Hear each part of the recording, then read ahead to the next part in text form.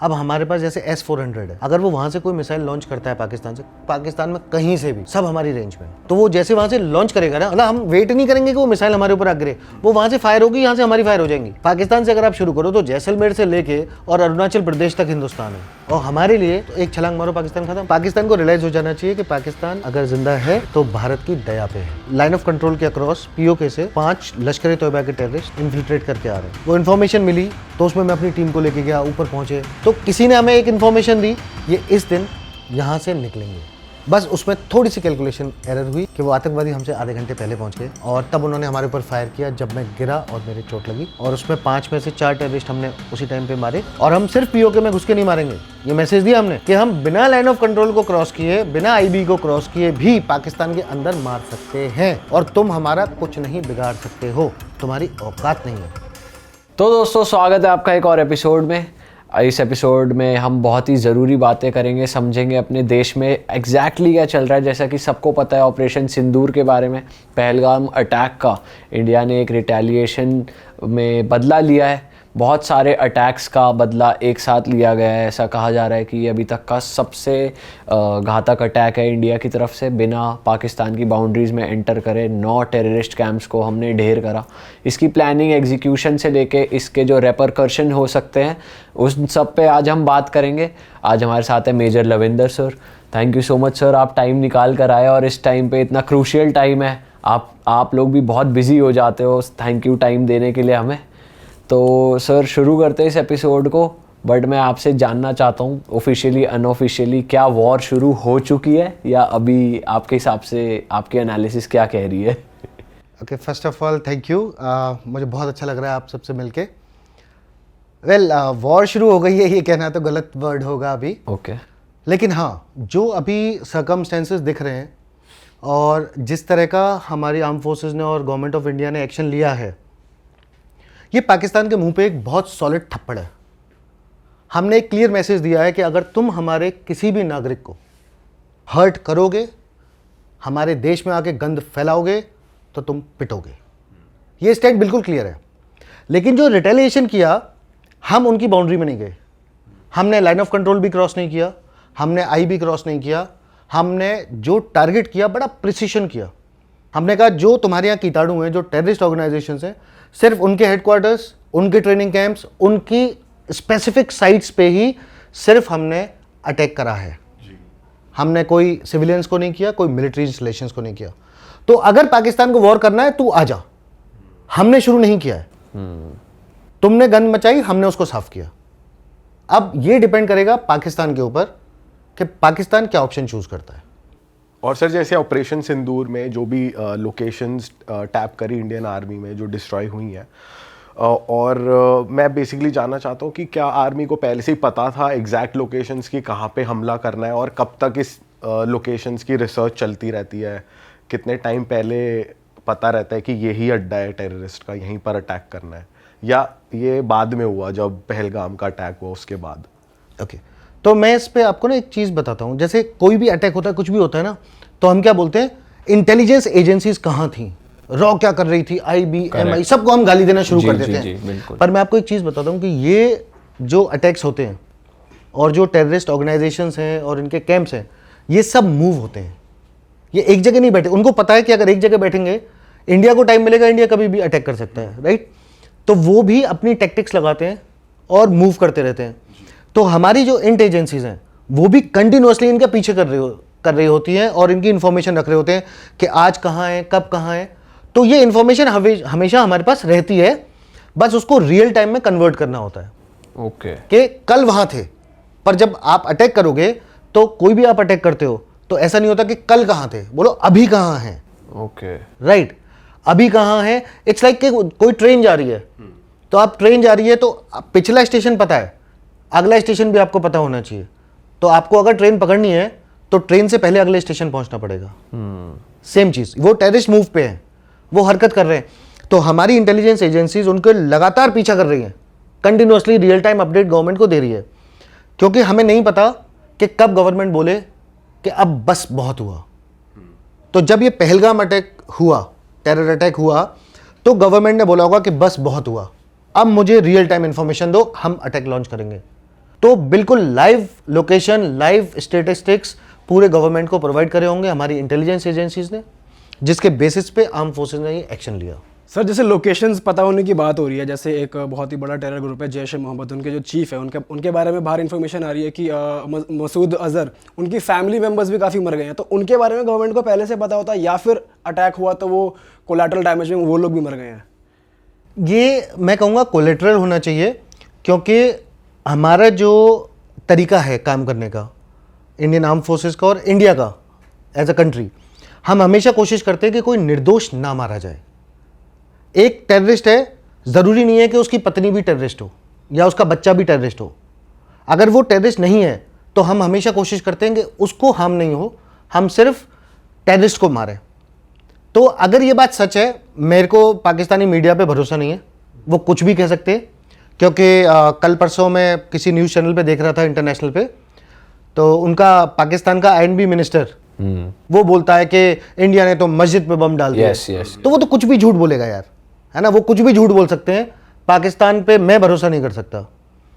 तो अगर मसूद अजहर की फैमिली मरी है तो वो एक कोलेटरल हो सकता है, लेकिन अगर इंडियन आर्मी ने, इंडियन एयरफोर्स ने वहाँ पे बॉम्बिंग करी तो वो बॉम्बिंग अजहर मसूद को मारने के लिए होगी, टेरर कैंप को खराब करने के लिए होगी, किसी की फैमिली के लिए नहीं। ये मैं गारंटी दे सकता हूँ। और सर जैसे इंटेलिजेंस पता करती है कि एग्जैक्ट लोकेशन टेररिस्ट की कहाँ पर है, तो इनके कनेक्शंस पाकिस्तान में जो खबरी होते हैं ऑलरेडी, ऐसा कुछ होता है? पिक्चरों में तो मैंने बहुत देखा। हमने भी पिक्चरों में ही देखा है। तो उसको पिक्चरों में रहने देते हैं। आपके हिसाब से, आपके एक्सपीरियंस में, क्योंकि ऐसे हमारे मेजर भी रहे हैं जो वहाँ की आर्म फोर्सेस में सर्व कर रहे थे एक्चुअली एज अ हमारे एजेंट थे, पर वहाँ स्पाई एजेंट कहेंगे उन्हें, या स्लीपर सेल तो नहीं कह सकते, ये भी टर्म मूवी से ही आया है। ये दो तीन चीज़ें डिफरेंट है। हाँ। जो स्लीपर सेल्स आपने बोला, वो बेसिकली क्या होता है कि पाकिस्तान हमारे यहाँ कुछ टेररिस्ट भेजता है। वो टेररिस्ट यहाँ पे आएगा और वो कुछ नहीं करेगा। वो हो सकता है कि एक नॉर्मल पासपोर्ट वीज़ा पे इंडिया में आए, जैसे मान लो स्टूडेंट बन के आ गया कि मैं साहब दिल्ली यूनिवर्सिटी में पढ़ने आया हूँ। आपने उसका बैकग्राउंड देखा कि असली में स्टूडेंट था, पाकिस्तान में कुछ पढ़ाई करी है, वो यहाँ आ जाता है और यहाँ पे आके सो जाता है। सो जाता है मतलब अपनी पढ़ाई करेगा एज अ नॉर्मल स्टूडेंट, आपको मिलेगा, सड़कों पे मिलेगा, आपको लगेगा बिल्कुल नॉर्मल स्टूडेंट है, लेकिन वो वहाँ ISI से टच में होता है। अब क्या होता है कि जैसे अपना बॉम्बे वाला अटैक हुआ तो कसाब जिसको मारा था, सॉरी फांसी दी थी, तो अब जैसे वो कसाब आया तो उसको ये कनेक्शन है एक यहाँ पे, उसको बोला जाएगा कि XYZ डेट पे पाकिस्तान से ये टेररिस्ट आएंगे, ये ऐसा ऐसा करेंगे, इनके लिए खाना पानी राशन वगैरह जो भी चाहिए वो सारी चीज़ें अरेंज करके अपने पास रखता है, और वो नॉर्मल आदमी की तरह रहता है, कुछ नहीं करता। अब ये टेररिस्ट आते हैं तो वो भी एक्चुअली एक ट्रेन टेररिस्ट है, पर वो कुछ कर नहीं रहा, यहाँ पे शांत बैठा हुआ है। वो कब करेगा? जब उसको ISI वहाँ से ऑर्डर देगा कि जाओ तुम दिल्ली में ये नुकसान कर दो, बॉम्बे में नुकसान कर दो, कुछ भी कर दो। ये होते हैं स्लीपर सेल्स। ये चुपचाप बैठे रहते हैं, काम उनके लिए करते हैं, पर यहाँ पे ऐसा लगेगा बिल्कुल नॉर्मल आदमी है, कुछ भी नहीं करेगा, वो शांत बैठा रहेगा। ठीक है। दूसरा जो आपने बोला स्पाई, जो स्पाई नेटवर्क है वो एक अलग कहानी है। ऑल्दो मैं उस नेटवर्क में कभी नहीं रहा, ठीक है, तो मुझे लगता है कि अपने जो हमारे NSA हैं अजीत डोभाल सर जी, उन्होंने बहुत कुछ बताया हुआ है उनकी स्पीचेस में, तो उसमें बहुत कुछ है, तो ज़्यादा कुछ कहने का नहीं। पर स्पाई बेसिकली क्या है कि आपके सिस्टम में घुस के इंफॉर्मेशन लीक आउट करने की कोशिश करता है, और वो इन्फॉर्मेशन वो ISI को, पाकिस्तान आर्मी को, उनको भेजता है। तो उस टाइप की चीज़ें जी। वो कहाँ यूज़ होगी? जैसे अगर स्पेशल ऑपरेशंस करने हैं कि किसी देश के किसी नेता को मारना है, राइट, या किसी पर्टिकुलर आदमी की इंफॉर्मेशन हमें पता है कि कौन सबसे लीस्ट सिक्योर्ड है जिससे इंफॉर्मेशन एक्सट्रैक्ट करी जा सके, या कोई सबोटाज एक्टिविटी करी जा सके, उसकी पूरी इंफॉर्मेशन गैदर करता है और पाकिस्तान को भेजता है। तो स्पाई का नेटवर्क ये होता है। ओके। स्पाई नॉर्मली, स्पाई किसी को मार नहीं रहे होते हैं मूवी की तरह, उनको जब तक स्पेसिफिक टास्क ना दिया जाए वो नहीं करते, और जो स्पेसिफिक टास्क होते हैं वो जनरली स्पेशल ऑप्स होते हैं, जो स्पेशल फोर्सेस वगैरह उसमें इन्वॉल्व होते हैं। सर जैसे ये ऑपरेशन सिंदूर एग्जीक्यूट करा इंडिया ने, और बहुत ही कम स्पैन में बहुत ही प्रिसाइज एक्शन लेके बहुत प्रेशर में परफॉर्म किया होगा, बट क्या ये one of the options India हमेशा लेके चलता है कि कभी ऐसा उन्होंने करा तो हम ये ऑप्शंस हमारे पास हैं, हम ऐसे ऐसे अटैक कर सकते हैं, या ये सब इतने कम टाइम फ्रेम में प्लान करके एग्जीक्यूट किया गया? कैसे वर्क करती है डिफेंस फोर्सेस इमरजेंसी में? ओके, देखिए सबसे पहले तो एक चीज़ समझते हैं, आपने बोला कि इमरजेंसी में कैसे करते हैं, तो आर्म फोर्सेस जो है ना वो है ही इमरजेंसी के लिए। करेक्ट। कि जब आपके सारे सिस्टम्स फेल हो जाएं, लास्ट क्या है, तो अगर कोई गलत वे में ना ले तो जैसे हम वो देवताओं के सीरियल देखते थे ना, कि जब सारे देवता परेशान हो जाते थे बोलते त्राहिमाम और भोलेनाथ के पास चले जाते थे, महादेव हमें बचा लो। तो वो महादेव वाला रोल दुनिया में जो देश के अंदर है वो आर्म फोर्सेस करती हैं, कि जब सरकार के बाकी सारे सिस्टम्स एग्जॉस्ट हो चुके हैं उस कंडीशन में आर्म फोर्सेस को डिप्लॉय किया जाता है, और वो हमेशा इमरजेंसी होगी, वरना एक से एक कैपेबल लोग हैं सिस्टम में, एडमिनिस्ट्रेशन में, तो वो सब अपने तरीके से बहुत अच्छा हैंडल कर रहे हैं। लेकिन एक्सट्रीम हो गया तब आर्म फोर्सेस आई। तो आर्म फोर्सेस हमेशा एक्सट्रीम चीज़ों के लिए तैयार होता है। ओके। हमेशा हमारे जो एरोप्लेन सॉर्टी पे जा रहे हैं वो इस चीज़ के लिए तैयार होते हैं कि हो सकता है वो सॉर्टी पे कहीं और गया है, लेकिन उसको इमीडिएटली बोला जाए लैंड नहीं करना, पाकिस्तान में जाकर अटैक करना है। हमारे जो आर्मर है, इन्फेंट्री है, जो भी सारे आर्टिलरी है, हम उस चीज़ के लिए हमेशा तैयार रहते हैं कि आज आप शांति से बैठे हो, लेकिन हो सकता है 2 मिनट के बाद आपको बोला जाए कि सीधा बोफोर्स में 155 mm डालो और पाकिस्तान को ठोको। तो हम हमेशा उस चीज़ के लिए तैयार रहते हैं, हमारे उस तरह के प्लान्स बने होते हैं। अब आता हूँ आपके स्पेसिफिक पॉइंट पे कि जो अभी हमने ऑपरेशन सिंदूर में करा। देखिए, जो जनरल्स हमारे बैठे हैं और जो बड़े बड़े बाकी अधिकारी हैं जो प्रधानमंत्री को, राष्ट्रपति को ब्रीफिंग करते हैं, उनको बहुत सॉलिड एक्सपीरियंस है और उनको पता है कि किस टाइप के टेरेन में, किस एरिया में पाकिस्तान कैसी हरकत कर सकता है। तो वो जो हरकत करेगा हम उसका जवाब कैसे देंगे। तो अब ये गवर्नमेंट ऑफ इंडिया बोलती है कि आप 1 किलो जवाब देना है, 5 किलो देना है या 1 क्विंटल देना है जी। तो जैसे जब बालाकोट एयर स्ट्राइक्स हुआ, आप देखिए किस तरीके से गवर्नमेंट ने काम किया। सर्जिकल स्ट्राइक्स हुई, एक छोटी हमने स्पेशल फोर्सेस की टीम भेजी, वो गए कुछ जगह पे एक्शन किया, वापस आ गए। पाकिस्तान नहीं माना, हमने बालाकोट स्ट्राइक्स करी, हमने अपने एरोप्लेन्स भेजे, स्ट्राइक करी, बड़ा धमाका किया। उसके बाद लेकिन ये सब कुछ बड़ा लिमिटेड हो रहा था। इस बार भारत सरकार ने क्या बोला, बोला कि ये मत समझना कि हम सिर्फ छोटी मोटी लड़ाई में तेरे को आएंगे, हम तेरे डैडी हैं और हम राजस्थान से लेके और कश्मीर तक उसके सामने के सारे टारगेट्स को एक साथ टैकल कर सकते हैं। और हमें सिर्फ आधा घंटा लगा, 24 मिसाइल्स लगी उसको रुलाने में। तो ये हमारा गवर्नमेंट का तरीका था बताने का। तो आर्म फोर्सेस हर ऐसी चीज के लिए रेडी है। अगर भारत सरकार आज बोलती है कि इस्लामाबाद में जाके उठा के लाना है उनको, तो हम उठा लाएंगे। अगर भारत सरकार कहती है कि हमें फुल फ्लेज्ड वॉर में जाना है, कि यहां से टैंक्स को जाने दो, इन्फेंट्री को जाने दो, माउंटेन वॉरफेयर होने दो, हम उसके लिए भी तैयार हैं। अगर भारत सरकार कहती है कि आर्मी, नेवी, एयरफोर्स तीनों मिलके असॉल्ट करना है, अगर पाकिस्तान को खत्म ही करना है, तो हम उसके लिए भी तैयार हैं जी। तो कॉलिंग लेगी भारत सरकार और एग्जीक्यूशन करेंगे हम आर्म फोर्सेस। ओके। और हम हर चीज के लिए तैयार हैं। बट सर, जैसे टेररिस्ट के और अगर पाकिस्तान का कनेक्शन देखें तो पाकिस्तान के जो स्पोक पर्सन है उन्होंने भी कहा है कि यूएस की वजह से हम, क्योंकि यूएस ने बोला इसलिए हम टेररिस्ट ऑर्गेनाइजेशंस को थोड़ा सपोर्ट करते हैं, ऐसे लोगों को सपोर्ट करते हैं। बट जैसे अगर जंग छिड़ती है और पाकिस्तान भी फुल एट वॉर जाता है, और ये भी कहा जाता है कि ये थोड़े सर फिरे हैं कि न्यूक बॉम्ब ये इस्तेमाल कर सकते हैं, तो उस सिचुएशन के लिए क्या रेडी है या ऐसा हो सकता है? क्योंकि ये डाउट बहुत आता है माइंड में। ओके, तो 2 चीज़ें आपने पूछी मेरे से। पहले टेररिस्ट वाली, तो आई थिंक उनके फॉरेन मिनिस्टर हैं पाकिस्तान के, जो वो बता रहे थे किसी अमेरिकन चैनल पे कि हमने तो अमेरिका के लिए किया। सो बेसिकली वो क्या कर रहा था, वो ये कह रहा था कि हाँ मैं चोर हूँ, पर चोरी तुम्हारे कहने पे की है। हाँ। तो वो अमेरिका को ये कह रहा था, और क्योंकि मैंने चोरी तुम्हारे कहने पे की है तो तुम मुझे बचाओ, नहीं तो इंडिया मेरी पिटाई करेगा। ठीक है, तो एक तो है वो वर्ड्स क्या बोले, और दूसरा क्या उस वर्ड्स का मतलब क्या था। देखो, पाकिस्तान की हालत ख़राब है, वो हमसे लड़ नहीं सकता। ठीक है, तो अभी उसको क्या चाहिए कि अमेरिका, उसको दिख रहा है कि इंडिया के सपोर्ट में आ जाएगा। रशिया ऑलरेडी इंडिया के सपोर्ट में है। सारे बड़े बड़े जो पावरफुल कंट्रीज हैं वो इंडिया के साथ हैं। फ्रांस भी है। फ्रांस भी हमारे साथ है। ठीक है, और इस बार पहली बार ऐसा हुआ है कि चाइना ने हमारे खिलाफ नहीं बोला। ठीक है, तो अब पाकिस्तान आइसोलेट हो गया, इसीलिए वो टर्की और ईरान के पास भागा। ये डायनेमिक्स है। अब उसको पता है कि पिटाई बहुत गंदी वाली होगी, तो क्या करूं, तो इसलिए ये जो डायलॉग है वो उन्होंने मारा। पर आप इसका बैकग्राउंड समझिए। ठीक है, रशिया का जो अफगानिस्तान में इन्वॉल्वमेंट था, उसके बाद जब अमेरिका का इन्वॉल्वमेंट आया और उसमें जो पाकिस्तान ने रोल प्ले किया, मुझे लगता है कि शायद पाकिस्तान कुछ और भी स्टैंड ले सकता था, पर उसने जैसे बोला अमेरिका को कि आप अपने ट्रुप्स को यहाँ यूज़ करो और अफगानिस्तान में लड़ाई लड़ो, तो उसके बाद जितने हथियार वगैरह सब छूटे वो भी तो इनको ही मिले। तालिबान के तुम बॉस बनते थे, अब तालिबान एक देश बन गया, राइट, वो गवर्नमेंट है अफगानिस्तान में। तो अब ये बात आती है कि चौधरी कौन, पाकिस्तान कहता है मैं, तालिबान कहता है मैं तो खुद देश हूँ, तू मेरे बराबर। यहाँ से कॉन्फ्लिक्ट शुरू हुई, यहाँ से इमरान खान की कॉन्फ्लिक्ट शुरू हुई, जिसको इमरान खान को तो प्यार से लोग तालिबान खान बोलते थे, ठीक है। तो वो सिचुएशन चेंज हुई। अभी क्या है, पाकिस्तान के पास कोई ऑप्शन नहीं है, बोलता है कि कोई तो मुझे बचा लो, क्योंकि जिस तरह का मैसेज अभी हमने दिया गवर्नमेंट ऑफ इंडिया ने कि बोलते हम तो पूरा फ्रंट कवर कर सकते हैं एक साथ, पर क्या पाकिस्तान पूरा फ्रंट कवर करके हमसे लड़ सकता है? नहीं लड़ सकता, उस पर वो कैपेसिटी है ही नहीं, राइट। तो वो इस तरह की हरकतें कर रहा है।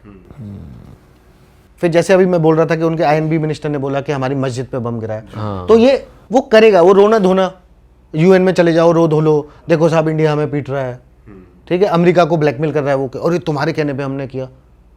कोई किसी के कहने पे नहीं करता, तुमने अपना फायदा ढूंढा, तुम्हें मिलियंस ऑफ डॉलर आ रहे थे, अमेरिका से भीख मिल रही थी जी, इसलिए तुम कटोरा लेके वहां पहुंच रहे थे, और जब तुम कटोरा लेके जाते हो तो मालिक जो कहता है तुम वो करोगे। बिल्कुल। जिस तरह वो कुत्ते को रोटी डालो कुत्ता पूछ हिलाता है, तो पाकिस्तान वो है। ये तो है सर। पॉइंट ऑफ डिस्कशन ये भी बन रहा है कि जैसे इंडिया ने अटैक करा है, जाहिर सी बात है टेरर कैंप्स पर अटैक करा है, तो पाकिस्तान इतना रिटेलिएट क्यों कर रहा है? अगर टेररिस्ट मरे हैं तो एक तो हमने तुम्हारी धरती से टेररिस्ट को हटा दिया है, या तो तुम टेररिस्ट को सपोर्ट कर रहे हो या फिर वो पाकिस्तानी थे, तो वो इतना रिटेलिएट क्यों कर रहे हैं कि ये लोग भी ऐसी बातें भी मीडिया में उड़ रही हैं? देखो, आपके हमारे लिए टेररिस्ट है ना, पाकिस्तान के तो अपने बच्चे हैं, राइट। हमने जब भी बोला कि ये टेररिस्ट ऑर्गेनाइजेशन है, हमने यूएन में बोला, हमने दुनिया के सामने बोला कि टेररिस्ट ऑर्गेनाइजेशन से इनको बैन करो, करेक्ट। हम पहले दिन से क्लियर थे, लेकिन क्या पाकिस्तान वो मानने को तैयार था? पाकिस्तान तो अभी इस अटैक के बाद ये कह रहा है ना कि सिविलियंस भी मरे हैं, टेररिस्ट भी मरे हैं, जबकि सिविलियंस पे तो अटैक हुआ ही नहीं। जब वहाँ वो टेररिस्ट कहाँ मान रहा है? वो तो कहीं नहीं रहा टेररिस्ट, वो तो अपना मानता है ना भाई। देखो, वो तो खुद सैयद सलाउद्दीन वहां बैठा है, हाफिज सैयद वहां बैठा है, अजहर मसूद वहां बैठा है, राइट। टीआरएफ उन्होंने बना के खड़ी की, क्यों? क्योंकि जब जैश को, लश्कर को और एचएम को जब इंटरनेशनल टेररिस्ट ऑर्गेनाइजेशन घोषित कर दिया, तो इन्होंने एक नए नाम से एक क्या बोलते हैं, सुअर खड़ा कर दिया, टीआरएफ, ठीक है, रेजिस्टेंस फ्रंट। अबे काय की रेजिस्टेंस? रेजिस्टेंस काय की? जो हिस्सा कश्मीर का तुमने दबाया वहां लोग भूखे मर रहे हैं, वहां लोग त्राही त्राही कर रहे हैं। हमारे यहाँ के कश्मीर में देखो बढ़िया सड़कें बनी हुई हैं, एयरपोर्ट देखो आप श्रीनगर का जाके, नॉर्मल हो रही थी, बढ़िया, हाँ, अच्छी, सब कुछ नॉर्मल चल रहा था, लोग बिजनेस दबा के बिजनेस हो रहा था वहां पे। लोगों ने कितने, मैं कहता हूं कि कोई जाके ये सर्च करो कि पिछले 2 साल में, 3 साल में कितने नए होटल्स बने हैं, कितनी नई टैक्सी परमिट में गाड़ियां आई हैं वहां पे, कितने रेस्टोरेंट्स खुले हैं, आप जाके देखो। और अगर किसी ने 5-10 साल पहले, 20 साल पहले का फोटो खींचा हो और आज का देखो, तो आपको पता चलेगा कि किस प्रोग्रेस, मतलब किस तरीके से प्रोग्रेस हो रही है। करेक्ट। एंड आप देखो सी चेंज है जी, एकदम से, हर जगह मोबाइल की कनेक्टिविटी है, सारे सिस्टम्स इन प्लेस हैं, राइट। तो कष्ट यहां से हो रहा है, तो उनका पाकिस्तानियों का तो क्या बात करनी, वो तो थर्ड क्लास लोग हैं। सर जैसे अब जैसे हम बात कर रहे थे, एग्जैक्ट लोकेशन पता होना कि अभी कहाँ पर हैं, अभी क्या चल रहा है, तो मैं ये जानना चाहता हूँ कि रियल टाइम इंफॉर्मेशन के लिए, रियल टाइम कंफर्मेशन के लिए, जब 1:35 पे आप अटैक कर रहे हो, मिसाइल लॉन्च होने वाली है, आप टेक ऑफ भी कर रहे हो, उससे पहले कंफर्मेशन के लिए ऐसी क्या चीज़ यूज़ होती है या ऐसे क्या डिवाइसेस होते हैं कि हाँ एग्जैक्टली यहाँ पर इस समय वही लोग हैं जिन्हें हमें उड़ाना है? तो कुछ मतलब जैसे हमने उरी मूवी में देखा था कि ड्रोन फेंका गया, वेरीफाई किया गया, तो ऐसी वेरिफिकेशन होती है या कुछ और हाईटेक डिवाइसेस हैं जिनसे इन आतंकवादियों को ट्रैक कर लिया जाता है? क्योंकि कश्मीर में भी हम ऑफ कैमरा बात कर रहे थे कि ये लोग कम्युनिकेट कर लेते हैं पर पता नहीं चलता, या ये ऐसे कौन से सैटेलाइट फ़ोन्स यूज़ कर रहे हैं, तो हम कैसे कंफर्म कर रहे हैं कि वहाँ पर वही लोग हैं, इतने लोग हैं, या कैसे होती कंफर्मेशन? देखो, आपका चैनल सोशल मीडिया पे क्या है ना, पूरे ग्लोबली लोग देखते हैं जी। तो जो ऑफ कैमरा बताया था ना, उसको ऑफ कैमरा अच्छा, रखते हैं। चलो उसे off लेकिन ही आपको रखते एक बात बता देता हूँ, आप ये समझ लेना कि अगर एक भी करेक्ट इन्फॉर्मेशन आप तक पहुंच रही है और हमारी आर्म फोर्सेस या हमारी कोई भी सिक्योरिटी फोर्सेस एक्शन ले पा रही हैं, तो कोई ना कोई है जो अपनी जान हथेली पे लेके हमारे लिए बैठा हुआ है। उसको नहीं पता कि कौन सी सांस उसकी आखिरी होगी, वो हमारे लिए कर रहा है। बस ये याद रखो कि वो जो भी गुमनाम है जो हमारे लिए कर रहा है, भगवान उसको लंबी उम्र दे, भगवान उसको तंदुरुस्त रखे, जरूर याद रखो। और सर वाह। पाकिस्तानी जो स्पोक पर्सन है मीडिया में आके ये भी कह रहे हैं कि उन्होंने इंडिया के 5 विमान गिरा दिए जैसे कि रफाइल, तो ऐसा, और उसके पीछे सबूत भी जो बाहर की मीडिया उन्होंने मांगा तो उन्होंने दिए नहीं, निकले नहीं, तो वो ऐसे ही कह रहे हैं आकर सोशल मीडिया पे, ऐसा है या सही में गिरे होंगे? एक्चुअली पाकिस्तान में क्या है ना, वो साले क्लेविले से बना रहे होंगे ना। ठीक है, राफेल को गिराना उनकी औकात के बाहर है। विंग कमांडर अभिनंदन अभी ग्रुप कैप्टन है, ठीक है, मिग 21 बाइसन लेके उसने F-16 को ठोका, ठीक है। वो अलग बात है कि बाद में उसका प्लेन क्रैश हुआ, ठीक है, जो हुआ वो ठीक है, बट पॉइंट ये है कि उसने मिग 21 बाइसन से 3rd जनरेशन एयरक्राफ्ट से अमेरिका के 4th जनरेशन एयरक्राफ्ट को ठोका। और मेरी किसी से बात भी चल रही थी, मैं बता रहा था, प्रैक्टिकली अगर आप सोचो ना, तो सिर्फ एक तरीका है आज की डेट में कि मिग 21 से आप F-16 को मार रहे हो, उसका तरीका ये है कि आप बिल्कुल उसके पीठ पे चिपक जाओ, भूत की तरह, शैडो की तरह, उसको पता ही नहीं चले। नहीं तो वो अपनी बियॉन्ड विजुअल रेंज कैपेबिलिटीज़ उसकी बहुत अच्छी हैं मिग 21 के कंपैरिजन में, तो वो मिग 21 को बहुत दूर से मार सकता है। मिग 21 का एडवांटेज ये होता है कि उसकी स्पीड और बहुत छोटा सा है, तो उसकी मनूवरेबिलिटी बहुत अच्छी है। यानी कि आप सोचो कि विंग कमांडर अभिनंदन कितना गजब का पायलट होगा जो इतना F-16 के पास पहुंच के चिपक के उसको ठोक के आ गया। राइट, तो पाकिस्तान की लेवल जो है वो ये है, क्योंकि अमेरिका को भी उसके बाद कष्ट हुआ होगा, अमेरिका ने भी इनको 2 झापड़ मारे होंगे, बोले तुम हमारा एरोप्लेन लेके गए, अब बेइज्जती करवा के आ गए। और पाकिस्तान को ये याद रखना चाहिए कि पिछली बार 1 अभिनंदन आया था, इस बार 1000 आएंगे, और इस बार मारेंगे तो वो गिन नहीं पाएगा। करेक्ट। हमारे गांव में कहते हैं ना कि मारूंगा कम घसीटूंगा ज़्यादा, हाँ। तो वैसे तो पाकिस्तान को तो भागने की जगह नहीं मिलेगी। सर पाकिस्तान के तो पॉलिटिशियन भी कहते हैं ऐसे मसलों में तो हम बाहर चले जाएंगे, अपने देश के बाहर लड़ नहीं सकते। तो उनके भाग तो गए भाई, उनके आर्म फोर्सेस के, ठीक है। इंडिया में क्या हो रहा है देखो, कंपेयर करो, आप समझो। इंडिया में जो वेटरन्स हैं, मैं हूं या मेरे जैसे और हैं, बहुत सारों के मैंने वीडियो देखे, बहुत सारों ने आर्मी को लेटर भी लिख दिए, वो सब तैयार बैठे। मैंने तो इनफैक्ट एक वीडियो देखा, कोई बहुत बुजुर्ग हैं, कोई 80 साल के हैं, रिटायर्ड वेटरन हैं, और उनसे किसी बच्चे ने पूछा कि लड़ाई होगी तो दादाजी आप जाओगे? दादाजी उठ के खड़े हो गए, बोले लड़ाई लग गई है, चलो। तो और वहां पे जो सर्विंग जनरल है उन्होंने अपने बीवी बच्चे भगा दिए इंग्लैंड, राइट, और पता नहीं कितने हजारों ने तो रिजाइन कर दिया पाकिस्तान में। तो अभी आप सोचो, अभी तो सिर्फ भारत सरकार ने बोला कि हम एक्शन लेंगे, तब पाकिस्तान की हालत है, जब एक्शन होगा तो क्या होगा। तो डायलॉग मारना वो सब ठीक है। अभी आप देखना, अभी थोड़े दिन में ना, अगर भारत सरकार ने कुछ और भी अगर आगे किया तो अभी पाकिस्तान वाले, अभी तो कुछ न्यूज़ रिपोर्टर रो रहे थे टीवी पे, आप लोगों ने वीडियो देखे होंगे। जी जी जी।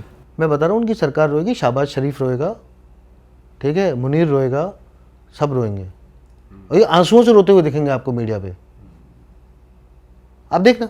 सर कुछ इंडियन इन्फ्लुएंसर्स है जो अपनी ऑडियंस को ये कह रहे हैं कि अब वहाँ के लोग ये नैरेटिव सेट करेंगे कि इंडिया गवर्नमेंट बेगुनाह को मार रही है, सिविलियंस को अटैक कर दिया, बस इन्फ्लुएंस मत हो जाना तुम इस चक्कर में कि तुम अपनी आर्म्ड फोर्सेस को क्रूअल समझो कि भाई हम सच में ही बेगुनाहों को मार रहे हैं। तो सच में ऐसा सोशल मीडिया नैरेटिव सेट करा जाता है देखो ऐसी सिचुएशन में? इसको बोलते हैं साइबर सैबोटाज या साइबर वॉरफेयर, ठीक है, इंफॉर्मेशन वॉरफेयर।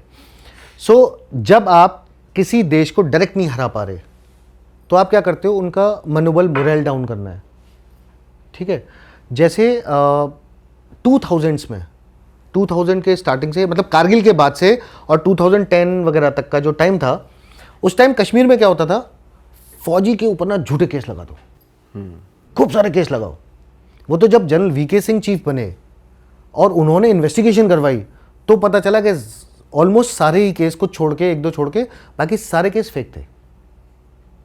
लेकिन उससे हुआ क्या, उससे फौज आ गई बैकफुट पे। अरे यार मेरे पे झूठा केस लग जाएगा, मैं तो इज्जतदार खानदान का हूँ, अच्छे परिवार का हूँ। फौज में है क्या, नाम, नमक और निशान। तो हम इज्जत के लिए तो सब कुछ कर रहे हैं, हमारी इज्जत, देश की इज्जत, रेजिमेंट की इज्जत, उसके लिए कर रहे हैं। और आपने इज्जत पे ही ठप्पा लगा दिया तो बैकफुट पे आ गए आप जी। तो अभी जब क्या है कि पाकिस्तान को पता है वो हमसे नहीं लड़ सकता, तो वो ऐसी कोशिशें कर सकता है। अब कुछ भी आ जाए, कोई हमारे फेमस नेता होंगे, कोई भी, उनके कुछ फेक, डीप फेक बना दिए, आपके बैंक्स के इंस्टीट्यूट्स को, उनको हैक कर लिया। वो कोशिश करेंगे फौज या बाकी डिपार्टमेंट्स के सिस्टम्स को, सॉफ्टवेयर्स को हैक करने की। तो खैर फोर्सेस तो अपना करते हैं, पर एक जनता का परसेप्शन और ओपिनियन बनता है। अब जनता में आप डालने लग जाओ, राइट, इंडियन नाम से डालो, राइट, ऐसे करके आप कुछ कुछ डाल दोगे, हमारे नेताओं के नाम हो गए, कुछ हमारे धर्म को लेके हो गया, कुछ अननेसेसरी कर देंगे, राइट, कि कुछ कम्युनल हो जाए, कुछ रिलीजियस लाइन पे हो जाए, या हमें लगे कि हमारी सेना बहुत खराब है, हमारे नेता बहुत खराब है, तो अंदर देश में माहौल गड़बड़ हो गया। अब जब देश के अंदर माहौल गड़बड़ होगा तो आप सोचो ना कि अगर आपके पास दोनों हाथ भरे हुए हैं तो आप एक हाथ पे फोकस नहीं कर पाओगे। तो भारत सरकार के सामने भी, एडमिनिस्ट्रेशन के सामने ये प्रॉब्लम आएगी कि हम फौज को लड़ाई में सपोर्ट करें या अंदर पहले देश की सफाई करें, ये प्रॉब्लम आ जाएगी। और इससे क्या होगा, हमारी जो फाइटिंग कैपेसिटी है वो रिड्यूस होती है किसी भी देश की, और फायदा किसको होगा, दुश्मन को। तो ये, अब क्योंकि आपने ये क्वेश्चन पूछा है, तो जो भी लोग ये वीडियो देखेंगे उनको मैं बताना चाहूँगा कि अगर ऐसी कोई भी इंफॉर्मेशन आती है, कोई भी मिस इन्फॉर्मेशन, आप पुलिस को बताएं। फॉरवर्ड मत करो, सर्कुलेट मत करो, व्हाट्सएप मैसेजेस ये सब ना, वो सब नहीं करना है। आपको लगता है कि ये अजीब सी चीज़ है, गलत सी चीज़ है, सस्पिशियस है, पुलिस को बताइए, एडमिनिस्ट्रेशन को बताइए। आपको उसको सर्कुलेट नहीं करना है, क्योंकि जैसे ही आपने उसको सेंड और शेयर करा, आप पाकिस्तान के एक पिट्ठू हो गए, उनकी बातों में आ गए, उनकी बात से इन्फ्लुएंस हो गए एक तरीके से। आप ये भी नहीं करना, अरे यार ये देखना ये झूठ है कि सच है। यार को भी नहीं पता, आपको भी नहीं पता, पुलिस को पता है, पुलिस को बताओ। हमारे साइबर सेल्स हैं, पुलिस को आप बताइए, वो पूरा इन्वेस्टिगेशन करके लाएंगे। सर इस केस में तो फिर पाकिस्तानी इन्फ्लुएंसर और एक्टर को भी बैन करना सही है इंडिया में, ऐसे केस में देखा जाए, क्योंकि वो भी, पाकिस्तानी गवर्नमेंट भी अपने इन्फ्लुएंसर्स को और एक्टर्स, सिंगर्स को ही यूज़ करती है एक मैसेज पहुंचाने के लिए, क्योंकि उनके करोड़ों में फ़ैन तो इंडिया में बैठे हैं, वो वैसे ही रो रहे हैं कि हमारे अकाउंट इंडिया में रिस्ट्रिक्ट हो गए, तो कि आर्टिस्ट को तो इन चीज़ों से बाहर रखना चाहिए। पर ऐसे टाइम पर ये डिसीजन तो फिर बिल्कुल सही लिया जा रहा है, अपनी ऑडियंस को बचाने का और अपने लोगों में गलत मैसेज ना आए वहाँ से। देखो इसके ना 2 पॉइंट्स में जवाब देता हूँ। एक, पहला तो ये बताता हूँ कि मैं कहीं तो एक बर्गर या सैंडविच खा रहा था, उस पर नीचे वो कागज़ की प्लेट होती है जी, उस पर बड़ा बड़ा लिखा हुआ था, डू नॉट ईट दिस। यानी कि आज भी ऐसे लोग हैं जिनको नहीं पता, उनको बताना पड़ता है कि कागज़ को नहीं खाना है, सिर्फ बर्गर खाना है। अच्छा, तो ऐसे लोग कहीं भी हो सकते हैं। तो सबसे पहली चीज़ तो ये अवेयर करना ज़रूरी है कि भैया ऐसे कोई भी पाकिस्तानी इन्फ्लुएंसर है, कोई भी है जो फालतू की बकवास कर रहा है, आप उसको बिलीव ना करें। ऑथेंटिक जो हमारे चैनल्स हैं, भारत सरकार के चैनल्स हैं, हमारे PROs होते हैं जो बताते हैं, इन्फॉर्मेशन देते हैं, राइट, जैसे अभी प्रेस कॉन्फ्रेंस करी भारत सरकार ने जब ये अटैक के बाद, वो है ऑथेंटिक इन्फॉर्मेशन, उस पर विश्वास करें, पहली चीज़। और दूसरी चीज़, क्योंकि ये बात भी आप हर किसी को नहीं बता सकते, हम बहुत बड़ा देश हैं, बहुत सारी हमारी जनसंख्या है, तो ऐसे में अगर उनको बैन किया ना, अच्छा किया। देखो अब हुआ क्या, आपने एक तो उनका पानी बंद कर दिया, ठीक है, दूसरा आपने उनकी अभी बैन करके उनकी रोजी रोटी छीन ली, ठीक है, हमारी खा रहे थे, और तीसरा जो है कि इन्होंने बॉम्ब गिरा दिए। चलो अच्छा है वहाँ पे ना लोगों को जलाते नहीं है, नहीं तो अस्थि बहाने के लिए पानी नहीं मिलता। बात तो सही है सर। सर वैसे आपने स्टार्टिंग में बोला कि ये वॉर वाली स्टेट तो नहीं है, पॉडकास्ट के स्टार्टिंग में आपने ये वाली चीज़ बोली, बट अभी अगर देखा जाए जैसे इंडिया पे अटैक हुआ, इंडिया ने रिटेलिएट किया, अब फिर से वहाँ से पुंछ में ऐसे बहुत लोग मर गए हैं, फिर से उन्होंने अटैक किया, तो ये सिचुएशन थोड़ी वॉर की तरफ ही नहीं जा रही है? मैं एक्चुअली आपको, अब इंडिया शायद रिटेलिएट करे, कुछ तो जवाब मैं देना अपने पड़ेगा। पॉइंट को थोड़ा क्लैरिफाई करता हूँ। देखो वॉर जो है वो एक ड्रम तेल भर के रखा हुआ, आपको बस माचिस लगानी है, ठीक है, वॉर ऐसे शुरू हो जाती है। मैंने जब बोला कि वॉर की तरफ नहीं जा रहा है, मतलब इंडिया वॉर के लिए नहीं कह रहा है, भारत नहीं कह रहा। अगर हमें वॉर करनी होती, अगर हमारा भारत सरकार चाहती कि वॉर होनी है, तो जो हमारे Sukhoi, Mirage, Rafale line of control के इधर से मार के आए हैं, हम क्या इस्लामाबाद पे बम नहीं गिरा सकते थे? या हम वहाँ पे 2 एरोप्लेन उड़ाते और यहाँ से नेवी से करवाते, कराची में आग लगवाते? 71 में किया था, तो कोई बड़ी बात नहीं थी। पर भारत सरकार ने ये स्टैंड लिया कि हम टेररिस्ट अटैक का रिटेलिएशन रिस्पॉन्स दे रहे हैं, टेररिस्ट को मार के। हम युद्ध शुरू नहीं कर रहे हैं, हम कमज़ोर नहीं हैं, हमारे अंदर पूरी ताकत है। हम तुम्हें तुम्हारे घर में घुस के जैसे चाहें वैसे पीट सकते हैं, पर हम अपने आप को रिस्ट्रिक्ट करके रख रहे हैं खुद से कि हम तुम्हारे सिविलियंस की कैजुअलिटी नहीं चाहते, हम नहीं चाहते तुम्हारी सरकार टूटे, हम नहीं चाहते तुम्हारे फौजी मरे। पर तुम्हारे टेररिस्ट ने हमारे साथ किया है, तुम उनको पनाह दोगे तो हम उनको वहाँ घुस के भी मारेंगे। और हम सिर्फ पीओके में घुस के नहीं मारेंगे, ये मैसेज दिया हमने कि हम बिना लाइन ऑफ कंट्रोल को क्रॉस किए, बिना आईबी को क्रॉस किए भी पाकिस्तान के अंदर मार सकते हैं, और तुम हमारा कुछ नहीं बिगाड़ सकते हो, तुम्हारी औकात नहीं है। अब भी अगर तुम लड़ना चाहते हो, ball is in your court. अब ये पाकिस्तान के ऊपर है। हम लड़ाई नहीं चाहते, हम शांति प्रिय देश हैं, हम आराम से रह रहे हैं, तुम तमीज से रहो। अब देखना ये कि अगर पाकिस्तान हरकत करता है। सर, जो ये शेलिंग हो रही है और इतनी हैवी शेलिंग की हमारे गांव पुंछ में आग लग रही है या बच्चे मर रहे हैं, तो इसको एक्ट ऑफ वॉर नहीं मान सकते? जैसे उन्होंने इस चीज़ को एक्ट ऑफ वॉर डिक्लेयर करा था, तो जो इतनी हैवी शेलिंग हो रही है और आप सिंस कश्मीर में इतने टाइम सर्व कर चुके हैं और वहाँ तो हमने सुना है कि सीज़ फायर पाकिस्तान ब्रेक करता ही रहता है, कभी कभी फायरिंग हो जाती है आर्म्ड फोर्सेस के बीच में, बट ये बहुत ज़्यादा हो रही है, तो इसको कैसे ले रही है इंडियन गवर्नमेंट और इंडियन आर्मी? देखो, इसको थोड़ा सा मैं ऐसे लूँगा कि ये पाकिस्तान एक पोस्चरिंग कर रहा है, ठीक है।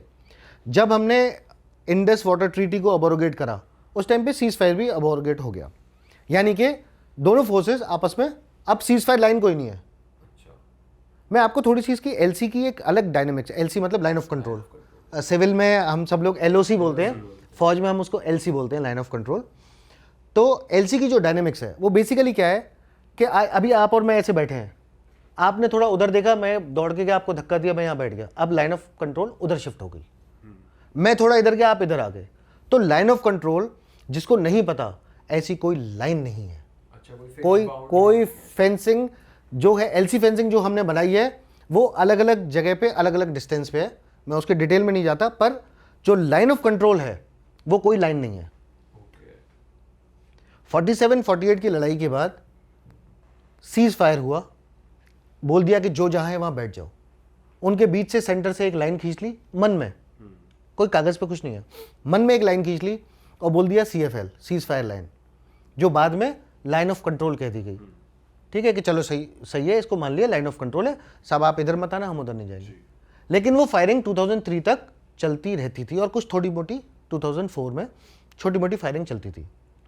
तो कुछ ऐसे एरियाज थे जहाँ पे पाकिस्तान हमारे कॉन्वॉयज़ को, हमारी गाड़ियों को डायरेक्ट हिट करता था, फील्ड गन्स को यूज़ करके, मीडियम आर्टी यूज़ करके, और काफ़ी जगह पे जो पोस्ट हैं वो बहुत पास हैं, 50 मीटर 30 मीटर इतना पास है, और वो सब हाई ऑल्टीट्यूड में। तो जब जिसको मौका मिला वो फायर करता था, कैजुअलिटी करता था एक दूसरे की, पर ये लिमिटेड था फौज टू फौज। अभी क्या हुआ, पाकिस्तान की पिटाई हुई, और पिटाई होने के बाद अब पाकिस्तान को अपनी जनता को कुछ दिखाना है। तो मुझे नहीं पता आपको आइडिया है कि नहीं, पाकिस्तान में इस टाइम पे बहुत बुरी हालत है। बलूच अलग अपना देश मांग रहे हैं, सिंध अलग मांग रहा है, और POK में अलग चल रही है उनकी ड्राइव, पूरा जो नौटंकी कर रहे हैं पाकिस्तान आर्मी वाले।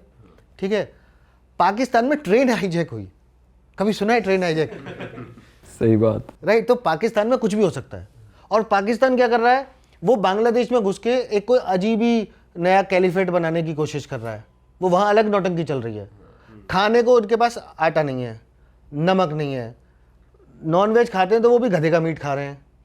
ठीक है, उनके पास गाड़ियों में तेल डालने के लिए पैसा नहीं है, जो उनके बड़े अधिकारी हैं वो सुपर अरबपति हैं।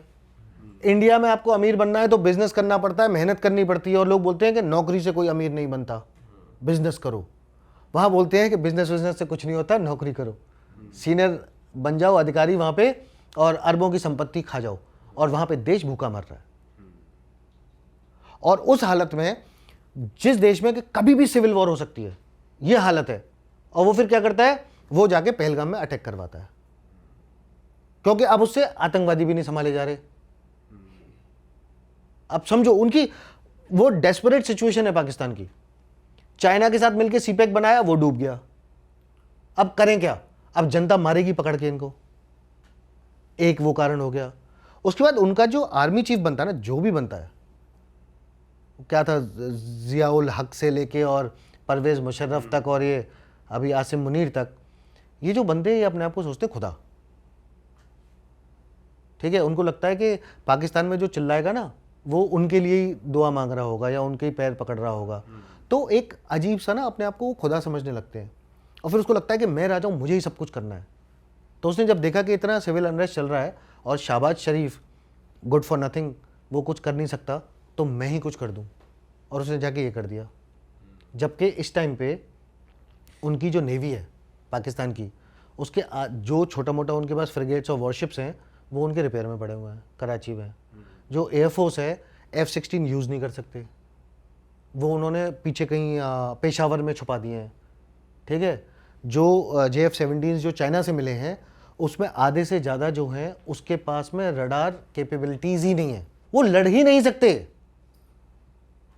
और पाकिस्तान की जो हमारे पास इंफॉर्मेशंस हैं उसके हिसाब से कि पाकिस्तान की जो वॉर कैपेसिटी है ना, दिन में गिनते हम कितने दिन तक लड़ सकता है पाकिस्तान, वो 5-7 दिन से ज़्यादा लड़ नहीं सकता। ज़्यादातर अपने न्यूक्लियर बॉम्ब जो उनके पास है ना उस पर ज़्यादा उछलते हैं वो, कि हमारे पास तो न्यूक है, हम न्यूक गिरा देंगे। इस पे ज़्यादा रहता है उनकी मीडिया का, क्योंकि जो पॉलिटिशियन जैसे पार्लियामेंट में वो कर रहे होते हैं, उनकी सभा चल रही होती है, तो यही बोल रहे होते हैं वहाँ पर भी कि हम न्यूक गिरा देंगे, इंडिया ने कुछ करा तो। इस चीज़ का ज़्यादा रहता है उनका। देखो न्यूक उन्होंने 98 में बना लिया था, उसके बाद कारगिल हुआ था, कहाँ था उनका न्यूक? देखो दो चीज़ें होती हैं जब हम वेपन सिस्टम्स की बात करते हैं ना, तो आप समझिए कि आपके पास भी एक पर्टिकुलर कोई हथियार है, मेरे पास भी वो हथियार है। आपने बोला हम दोनों लड़ाई करेंगे, तेरे पास है तो मेरे पास भी है। फिर एक दूसरी चीज़ आती है कि अगर आपने वो हथियार चलाया तो क्या मैं उसको डिफेंड कर सकता हूँ कि नहीं? अब हमारे पास जैसे S-400 है, अगर वो वहाँ से कोई मिसाइल लॉन्च करता है पाकिस्तान से, पाकिस्तान में कहीं से भी, सब हमारी रेंज में है, तो वो जैसे वहाँ से लॉन्च करेगा ना, तो हम यहाँ से उसको उसका रिस्पॉन्ड यहाँ से कर देंगे। मतलब हम वेट नहीं करेंगे कि वो मिसाइल हमारे ऊपर आ गिरे, वो वहाँ से फायर होगी, यहाँ से हमारी फायर हो जाएंगी। अब पॉइंट ये आएगा कि अगर पाकिस्तान के पास हमारे बराबर टाइप की भी अगर कुछ है, जैसे वो शाहीन शाहीन चिल्लाता रहता है, तो अगर हम यहाँ से फायर करते हैं, वो एक करेगा, हम 500 करेंगे, उसका एयर डिफेंस सिस्टम ओवरवेल्म हो जाएगा, वो रोक ही नहीं पाएगा। जबकि हमारे पास S-400 है और पाकिस्तान की पूरी जो कॉम्पिटेंस है, तू मिसाइल छोड़, हम उसको काउंटर कर सकते हैं, हम उसको डिफेंड कर लेंगे। और दूसरा, इंडिया के अंदर डेप्थ है। पाकिस्तान से अगर आप शुरू करो तो जैसलमेर से लेके और अरुणाचल प्रदेश तक हिंदुस्तान है, और हमारे लिए तो एक छलांग मारो पाकिस्तान खत्म, इतना ही है पाकिस्तान। ठीक है, तो मतलब किस बेसिस पे लड़ रहा है यार? सही बात है। ये पाकिस्तान को रियलाइज हो जाना चाहिए कि पाकिस्तान अगर जिंदा है तो भारत की दया पे है। 65 वॉर में भी हम लाहौर में चाय हुक्का पी के आ चुके हैं, और 71 में हम नया देश बना चुके हैं। हम सारी चीज़ें कर चुके हैं। 47-48 में जो भी हालात रहे होंगे, मैं पॉलिटिक्स में नहीं जाता, कि हमसे एक जम्मू एंड कश्मीर का एक काफ़ी हिस्सा चला गया, लेकिन अगर उस दिन भी हम चाहते तो इंडियन आर्मी उस टाइम पे भी कैपेबल थी, हम पूरा POK वापस ले सकते थे। और आज भी जब भारत सरकार चाहे हम वापस ले सकते हैं। सर आपने कश्मीर में भी बहुत ज़्यादा काम करा है, तो वहाँ की अभी जो करंट सिचुएशन है उसके बारे में आप थोड़ा बता सकते हो कि जैसे ऑपरेशन सिंदूर हुआ तो वहाँ के लोग कैसे रिएक्ट कर रहे हैं, या वहाँ के लोगों में क्या टेंशन है, थोड़ा बताओ। देखो मैं आपको एक चीज़ बताता हूँ कि अगर आप पैटर्न पढ़ो तो चीज़ें इवॉल्व हुई हैं पिछले आई थिंक 40 साल तो हो ही गए टेररिज्म को, तो चीज़ें इवॉल्व हुई। अभी पिछले कुछ सालों से वहाँ टूरिज्म पे बहुत ज़्यादा फोकस था, नई रोड्स बन रही थी, रेलवे लाइंस की बातें चल रही हैं, डायरेक्ट कनेक्टिविटी की बात चल रही है, एयरपोर्ट पे बहुत सारा काम हुआ है, लेह के लिए डायरेक्ट फ्लाइट्स बहुत ज़्यादा बढ़ गई, लेह के लिए अटल टनल बनी, तो आप हिमाचल से मनाली से आप सीधा लेह पहुँच सकते हो, तो एक्सेसिबिलिटी बढ़ी। और हिंदुस्तान के अंदर से ही, हमें विदेशियों की ज़रूरत नहीं है, हिंदुस्तान के अंदर से ही इतना टूरिज्म हुआ है, इतने टूरिस्ट गए, इतनी सारी एडवेंचर कंपनीज आई, इतनी नई नई चीज़ें कश्मीर में लाके दी गई, इंफ्रास्ट्रक्चर पे काम हुआ, ट्रांसपोर्टेशन पे काम हुआ, lines of communication, mobile network, her field में काम हुआ। तो वहाँ का जो इंसान है, आम इंसान, उसको एक अच्छा बिजनेस ऑप्शन मिला, एक जॉब मिला, एक पैसा कमाने का जरिया मिला। तो चीज़ों में इम्प्रूवमेंट बहुत हो रहा था एंड काफ़ी टाइम से कोई बड़ी ऐसी घटना भी नहीं हो रही थी। जो बीच में छुटपुट घटनाएं शुरू हुई और जो भी एक दो थोड़ी बड़ी घटना हुई, वो सारी आप देखो तो रजौरी साइड में और जम्मू रीजन जिसको बोलते हैं उसमें हुआ। कश्मीर रीजन में तो कुछ हो ही नहीं रहा था। एंड नॉर्थ कश्मीर अगर आप चले जाओ जैसे सोनमर्ग वाली एक्सेस पे, तो वहाँ पे तो कुछ था ही नहीं, टोटल खाली हो गया था, राइट। श्रीनगर के आसपास का कुछ एरिया, उन जगहों पे चीज़ें हो रही थी। तो कोई ज़रूरत नहीं थी कि ऐसा कुछ वहाँ पे किया जाए कश्मीरी के पॉइंट ऑफ व्यू से। आप वो जानना चाह रहे थे ना। तो कश्मीरी नहीं चाह रहा था, वो तो कह रहा था मैं खुश हूँ। खुश क्यों? मेरे को पैसा आ रहा है, मेरे बच्चे अच्छे से पढ़ रहे हैं। बड़े दिनों के बाद तो ऐसा हो रहा है कि बच्चे गोलियों की आवाज़ से जग और सो नहीं रहे, उनके घरों को कोई सर्च नहीं कर रहा है, चीज़ें आम हो रही हैं, आम जिंदगी जी रहे हैं। उनके बच्चे दूसरे शहरों में जा रहे हैं, विदेशों में जा रहे हैं, कोई पॉप स्टार बन रहा है, कोई डांसर बन रहा है, कोई फुटबॉलर क्रिकेटर बन रहा है। ये सब चीज़ें हो रही थी, एक आम जिंदगी आ रही थी। तो मैं समझता हूँ मेजॉरिटी ऑफ कश्मीरी जो हैं, मेरी आज भी मेरी 3-4 लोगों से बात हुई, तो मेरे बहुत सारे वहाँ पे दोस्त हैं, सिविल की बात कर रहा हूँ मैं, कि सिविलियंस मेरे दोस्त हैं, उनसे मेरी बात होती है, एकदम से उनके पेट पे लात पड़ गई। पिछले साल उन्होंने जो बूम देखा टूरिज्म का, मैं ऐसे बहुत सारे लोगों को जानता हूँ जिन्होंने कहा होटल्स नए बना लो और बहुत टूरिज्म आने वाला है, ये है वो सब बातें। कोई मुझे फ़ोन करके बोल रहा है कि सर मैंने नया होटल बनाया, आप आना घूमने, है ना। वो चीज़ें हो रही थी, लेकिन सब ब्रेक लग गया। तो जो आम कश्मीरी है वो नहीं चाहता कि ऐसी नौटंकी हो, लेकिन सोसाइटी है। अब वो पहलगाम में भी जो टेररिस्ट आए तो किसी ने तो रोटी खिलाई होगी ना, वो थोड़ी पाकिस्तान से इतनी रोटी लाया था। प्रॉब्लम है वो जो रोटी खिलाने वाले हैं ना, उनको पकड़ के ठोकने की ज़रूरत है। जब तक उनकी नकेल नहीं लगाई जाएगी ना, तब तक चीज़ें सुधरेंगी नहीं। और बिना उनके तो पॉसिबल नहीं था कि कोई आ भी जाए, पॉसिबल ही नहीं था। पॉसिबल नहीं है। सर आपने सिर्फ जितने ऑपरेशंस करे, कोई आपके ऑपरेशन की बात करते हैं, अगर आप बता सकते हो पब्लिकली कि कैसे एग्जीक्यूशन होती है, कैसे आप पूरा नेटवर्क कैसे एग्जीक्यूट करते थे, कोई इंजरीज अगर आपको हुई हैं, आप कोई ऑपरेशन याद करो तो। ओके, तो आपने 2-3 चीज़ पूछी, तो मैं एक आपको ऐसा ऑपरेशन बताता हूँ जिसमें ज़्यादातर चीज़ें कवर होती हैं। हमने बात की थी कि कोई एक आदमी है जो जान हथेली पे लेके हमारे लिए इन्फॉर्मेशन ला रहा है। तो ऐसे ही किसी व्यक्ति ने चैनल्स के थ्रू इन्फॉर्मेशन हमें दी कि लाइन ऑफ कंट्रोल के अक्रॉस पीओके से 5 लश्कर तोयबा के टेररिस्ट इन्फिल्ट्रेट करके आ रहे हैं। वो इन्फॉर्मेशन मिली और किसी तरीके से वो लाइन ऑफ कंट्रोल क्रॉस कर गए, हिंटरलैंड में आए और उनको श्रीनगर जाना था। और उससे बीच में एक नदी पड़ती थी और नदी के नॉर्थ का एरिया वो मेरे पास था। तो वहाँ का पूरा टाउन का एरिया प्लस पूरा जंगल पहाड़ वो मेरे पास थे। तो ये टास्क मेरे पास आया कि उनको इंटरसेप्ट करना है।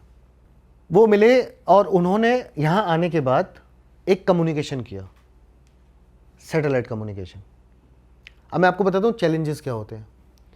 सैटेलाइट कम्युनिकेशन है, सारी एजेंसीज उस पर लगी हुई हैं और सैटेलाइट कम्युनिकेशन से हम रेफरेंस निकालते हैं कि उसने कहाँ से फ़ोन यूज़ किया होगा। तो जो भी मेथड यूज़ करती है वो हमने यूज़ किया। हमें पता है वो पाकिस्तानी सैटेलाइट फ़ोन है, उसका कम्युनिकेशन हुआ, एक फ़ोन कॉल हुआ, हमें पता चला और हमने लोकेशन निकाली। और लोकेशन निकलती है पाकिस्तान की वेस्टर्न कॉर्नर में किसी एक छोटे से गांव की। अब हमारे पास चैलेंज ये होता है कि अगर वो पाकिस्तान में है तो हम उसे ढूंढें कैसे। तो आप समझ रहे हो चैलेंजेस। वो हमें पता है कि वो हमारे एरिया में है, हमें जनरली पता है कि इस जंगल में इन पहाड़ों के बीच में वो है, राइट। पर आपको तो पिन पॉइंट चाहिए ना, एग्जैक्ट जगह चाहिए। कहाँ तक ढूंढोगे, कितनी फौज लगाओगे जंगल में ढूंढने के लिए। तो वो हालत हो रही होती है। अब ऐसे टाइम पे आपको वहाँ पे फिर से उसको डिड्यूस करना पड़ता है कि नहीं ये लोकेशन गलत है और कम्युनिकेशन कर। तो अब ये चल रहा है और उसने रेडियो सेट यूज़, अपना सैटेलाइट फ़ोन यूज़ करा, ऑफ करा, रख दिया। अब कैसे ढूंढोगे? हम वहाँ पे ढूंढना शुरू हुआ।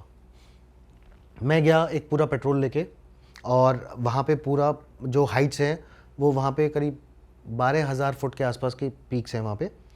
तो वहाँ और पूरा जंगल है, थिक फॉरेस्ट। तो उसमें मैं अपनी टीम को लेके गया, ऊपर पहुँचे। मैं वहाँ पहुँचा, एक जगह तक पहुँचे, वहाँ मैंने बताया कि सर यहाँ तक तो कोई इन्फॉर्मेशन, कुछ नहीं मिल रहा, कोई खबर नहीं। हम बहुत सारे साइंस होते हैं जो हम ढूंढते हैं जंगल में कि ऐसा कुछ दिखे, कुछ भी नहीं मिल रहा है। जो लोकल गुज्जर कम्युनिटी के लोग ऊपर हैं उनसे भी पूछा, कुछ नहीं पता चल रहा है। सारे खबरी वबरी सब लगा रखे, एक निशान नहीं मिल रहा। अब वहाँ पे हम थक गए हैं, हमें 3 दिन ऑलरेडी हो गए हैं, ऊपर पहाड़ी पे टॉप पे बैठे हुए हैं, नीचे गर्मी लग रही है, हाफ शर्ट पहन रहे हो, और ऊपर वहाँ पे बर्फ़ के पैचेस पड़े हुए हैं। ठीक है, तो इतना टेम्परेचर डिफरेंस हो जाता है आपका। आप वहाँ बैठे हो और वहाँ पे आपको इन्फॉर्मेशन है कि नहीं यार हैं तो वहीं, पिन पॉइंट लोकेशन मिल नहीं रही, पर वो हैं उसी जंगल में और आप ढूंढो। हम वहाँ पे 7 दिन रुके ये ऑब्जर्व करने के लिए कि मूवमेंट है नहीं है क्या है। 7 दिन तक हम वहाँ रुके उस जंगल में अकेले, हमारे पास कोई नहीं। ठीक है, और जो भी हम राशंस वगैरह ले गए सिर्फ उसको यूज़ कर रहे हैं। ना आप खाना बना सकते वहाँ पे, किसी को पता नहीं चलना चाहिए, आप छुप के होते हो उस टाइम पे, किसी को पता नहीं चलना चाहिए। और मज़े की बात ये होती है कि वहीं पे वो टेररिस्ट भी छुपे हुए हैं और वहीं पे आप भी छुपे हुए हो। उन्होंने आपको नहीं देखा और आपने उनको नहीं देखा अभी तक। उसके बाद हम वहाँ से पूरा जंगल स्कैन करते हैं, वो कहीं नहीं हमें मिल रहा। उसके बाद हमें एक हिंट मिलती है, लेकिन जब हमें वो हिंट मिलती है तो वो ऐसी जगह पे होती है कि हम टेररिस्ट पे अटैक नहीं कर सकते, क्योंकि अगर अभी हम अटैक करते हैं तो टेररिस्ट भाग जाएगा और फिर उसको ढूंढना मुश्किल होगा। तो हम उसको वहाँ छोड़ते हैं। इस एरियाज़ को इनको बोलते हैं हिंटरलैंड। वहाँ से फिर हम आ जाते हैं बिना कोई सिग्नल दिए, और आके हम आपस में अपनी बटालियन में हम बात करते हैं। कमांडिंग ऑफिसर को मैंने इन्फॉर्मेशन दी कि मैं कहा सर ये हमने देखा, ऐसे ऐसे हुआ, इतना पॉइंट कन्फर्म्ड है, इतना पॉइंट कन्फर्म नहीं है। फिर हमने प्लान बनाया कि हम इनको कहाँ रोक सकते हैं, और हमने ये ढूंढा कि ये यहाँ पे अगर हैं तो किससे मदद ले सकते हैं। तो मैं राष्ट्रीय राइफल्स में था उस टाइम पे, तो राष्ट्रीय राइफल्स का अपना एक अलग नेटवर्क है और बहुत सॉलिड नेटवर्क है। हमने उनको ढूंढा, हमें पता चला, हमें ये पता चला कि वो कहाँ से आएंगे और कब आएंगे। हमने वहाँ तक इन्फॉर्मेशन फिर वो डेवलप करी। तो किसी ने हमें एक इन्फॉर्मेशन दी, वहाँ से दूसरी इन्फॉर्मेशन आई, तो उसको छलनी में छानते छानते आप स्पेसिफिक आए कि ओके ये इस दिन यहाँ से निकलेंगे, और वहाँ पे फिर हमने एम्बुश लगाया। बस उसमें थोड़ी सी कैलकुलेशन एरर हुई कि वो आतंकवादी हमसे आधे घंटे पहले पहुँच गए, और तब उन्होंने हमारे ऊपर फायर किया जब मैं गिरा और मेरे चोट लगी। लेकिन उसके बाद फिर वो ऑपरेशन हम कंटिन्यू कर पाए। कहाँ पर चोट लगी थी? मेरे राइट शोल्डर, ये अंदर से परमानेंट डैमेज है, इसी की वजह से मेरे को प्रीमेच्योर रिटायरमेंट लेना पड़ा। और उसके बाद वो 4-5 दिन ऑपरेशन चला, और उसमें 5 में से 4 टेररिस्ट हमने उसी टाइम पे मारे इन 3-4 दिनों में। पहली रात को जब मेरा कॉन्टैक्ट हुआ तब एक आतंकवादी मारा था हमने, और ये बहुत अच्छा ऑपरेशन था। ये शायद मैं कई बार बोल भी चुका हूँ कि वो टेररिस्ट मेरे सामने, ये मैं जब भी बात होती है ना तो याद आ जाता है कि वो सामने बैठ के मेरे ऊपर फायर कर रहा है, मैं उसकी राइफ़ल देख रहा हूँ, वो मेरी राइफ़ल देख रहा है, फ्लैश निकल रहा है रात को ना। तो उसके बाद वो मारे, और फिर एक टेररिस्ट था जिसके हाथ में इंजरी हुई और वो हमसे बच के भागा, लेकिन फिर पकड़ा गया और फिर उसको मैंने इंटेरोगेट भी करा। तो इस टाइप से ना मतलब पूरा एक फ्लो है और बहुत टेक्निकल है। सर ऐसे केस में अगर कोई भी आतंकवादी बोले मैं सरेंडर कर रहा हूँ, मेरे को मत मारो, तो आर्मी उस टाइम पे ऑप्शन होता है कि फिर भी टपका दिया, या आपने क्या बोला? टेररिस्ट क्या बोलता है? टेररिस्ट अगर बोलता है कि मैं सरेंडर कर रहा हूँ, मैं वेपन छोड़ रहा हूँ, सरेंडर। मेरे को ऐसे सुनाई नहीं देता। अच्छा सर वो बताइए ना ऑफ कैमरा जो आपने बताया था। सर कह रहे हैं ऑफ कैमरा बात नहीं करूंगा इनसे। सर ड्यूरिंग द इंटरोगेशन वो उस टाइम कैसे उनकी सिचुएशन होती है, किस तरीके से क्या क्या बात करते हो, क्या बताया उस टाइम जब आप जैसे आपने उनको पकड़ा था? देखो, जो इंटेरोगेशन की मैंने आपको बात बताई, इसको बोलते हैं एक टीम बनाई जाती है जिसको बोलते हैं JIC, जॉइंट इंटेरोगेशन टीम या कमेटी। और उसमें police, Jammu Kashmir police, Indian army, राष्ट्रीय राइफल्स, इस टाइप के कुछ लोग होते हैं, कुछ इंटेलिजेंस एजेंसीज के लोग होते हैं। हम लोग बैठ के इंटेरोगेशन करते हैं। उसमें कुछ भी नहीं होता, आप जैसा सोच रहे हो वैसा बिल्कुल नहीं होता उसमें। ठीक है, वो प्रॉपर ऑफिशियल तरीके से होता है। हम पास बैठे होते हैं, हम उनसे प्यार से बात करते हैं, क्योंकि क्या पता वहाँ भी कैमरा ऑन हो। करेक्ट। तो हम बहुत प्यार से पूछते हैं जिसको मैंने इंटेरोगेट किया था, मैंने शायद कहीं बोला भी होगा, और नहीं बोला तो मैं बताता हूँ। उस आदमी का नाम था सलीम रहमानी। वो आई थिंक अभी सेंट्रल जेल जम्मू या श्रीनगर में पड़ा होगा। सलीम रहमानी था, लश्कर तोयबा का था, कराची का रहने वाला था, और उसकी माँ, बहन, बेटी, बीवी का नाम मैं भूल गया हूँ, ठीक है। कंगन पुलिस स्टेशन में हमने प्यार से बैठा के उसे चाय पिला के पूछा था, और उसने तोते की तरह सब बताया था। बस वही है कि वो तोते की तरह बोले, उससे पहले थोड़ी मिर्ची खिलानी पड़ती है ना तोते को। बट सर, क्या जेन्युइनली जो ये मिलिटेंट्स होते हैं, इनके पास इंफॉर्मेशन एक्चुअली उतनी रेलेवेंट होती है? क्योंकि इनको भी ऐसा सुना है हमने कि ज़्यादा पता नहीं होता या किसी यूज़ के नहीं होते, इनको हार्डली कुछ पता होता है कुछ नेटवर्क के बारे में, इनको पकड़ के कोई फ़ायदा नहीं, ऐसा होता है? देखो, ये जो टेररिस्ट होते हैं ना, ज़्यादातर ये गधे होते हैं, और गधे को कुछ नहीं पता होता। उसको जिधर एक डंडी मारो, पत्थर मारो, वो उधर भागता है। आप सोचो यार, ये पढ़ा लिखा नहीं है, अनपढ़ है, गंवार है, बस उसको सिर्फ एक राइफल पकड़ा दी कि तू जा गोली चला दे, इससे ज़्यादा उसको कुछ नहीं पता होता। नॉलेज होती है इनके हैंडलर्स के पास, नॉलेज होती है OGWs के पास। OGW मतलब? OGWs होते हैं जो ओवरग्राउंड वर्कर्स होते हैं। तो जैसे कहीं कोई किसी गांव में कोई मौलवी होगा, तो पाकिस्तान वाले उसको पैसा भेज रहे हैं, ISI उसको पैसा भेज रही है, पैसा उसके पास है। तो जो ये टेररिस्ट है ना, ये वहाँ से 2-4 रोटी वोटी बांध के आएगा, ठीक है, 1 चिकन का पीस ले आएगा, 2 अचार रख लाएगा, बिस्किट रख लाएगा, वहाँ से आएगा। उसको बोल देंगे तेरे को ये आदमी लेके जा रहा है, एक गाइड मिलेगा, वो एक पॉइंट से दूसरे पॉइंट ले जाएगा, बोलेगा तुम यहाँ बैठो, मैं आता हूँ। अब उसको अगर पैसे वैसे मिल गए हैं तो इनके साथ वो भी खेल कर देते हैं। फिर वो वहाँ पड़े होंगे, भूखे प्यासे पड़े हुए हैं, क्योंकि 1-2 टेररिस्ट तो हमने ऐसे मारे हैं कि जिसके पास कुछ नहीं था, उसके पास राइफल में 2-4 गोलियां थी, उसी से वो हमसे लड़ रहा था, कोशिश कर रहा था लड़ने की। उसके पास ना खाना था ना कुछ था। जब पुलिस को दिया उसको ना, उसकी बॉडी पोस्टमार्टम हुआ तो पता चला, बोलता सर इसने तो 6-7 दिन से खाना नहीं खाया। मैं कहा यार पहले बताते, इस पे साले पे गोली वेस्ट कर दी, तो थप्पड़ मार के मार देते। ये तो वेस्टेज ही है अपनी। तो ये ना, ये बिल्कुल टोटल गधे होते हैं साले, कुछ नहीं जानते। यहाँ पे आते हैं, हैंडलर्स उनको यूज़ करते हैं। और बहुत सारे लोग, अब चीज़ें सुधर गई हैं, वरना पहले लोग इनको टेररिस्ट को यूज़ करते थे गुंडा टाइप, कि मेरे पड़ोसी को मार दे, मेरे चाचा के लड़के को मार दे, ये करवाते थे इनसे। ये कहाँ पे होता था? कश्मीर में। अच्छा। हाँ भाई, एक जो वो मौलवी बना हुआ है, जो गांव का चौधरी बन के बैठा है, वो साला अपनी पर्सनल ग्रजेस निकलवा रहा है उनसे।